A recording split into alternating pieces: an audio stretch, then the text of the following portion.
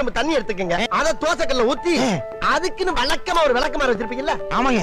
வரட்டு வரட்டு வரட்டுன்னு ஒரு 4 இழுப்பு இழுத்து ஒரு கிண்ண நிறைய மாவு எடுத்து பெரிய ரவுண்டாவும் இல்லாம சின்ன ரவுண்டாவும் இல்லாம பொதுவா ஒரு ரவுண்ட ஊத்தி 4-5 வெங்காயத்தை போட்டு அள்ளி பொடி பொடியா நறுக்கி அப்படியே மேலாப்ல பரபர தூவி விட்டு சரிங்க. ஒரு நீளமான கேரட் அதையும் பொடி பொடியா நறுக்கி சரிங்க. அப்படியே மேலாப்ல பரபர தூவி விட்டு 16 கரண்டி நெய் எடுத்து சரிங்க. அதுல 6 கரண்டி நெய்ய உள் சைடு அப்படியே லேசா விளாவி விட்டு சரிங்க 10 கரண்டி நெய்ய தோசைக்கு வெளி சைடு அப்படியே மேலாப்ல விளாவி விட்டு சரிங்க.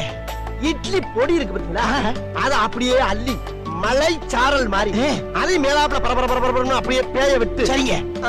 பொத்துனாப்ல அப்படி ஒரு பரட்டு இப்படி ஒரு பரட்டு அப்படி பரட்டி விட்டு அப்படியே ரெட்டி கலர்ல முருக விட்டு அழகா மடிச்சு கம கம கமன்னு ஒரு ஊத்தப்பத்தை எடுத்துட்டு வாங்க. சரிங்க.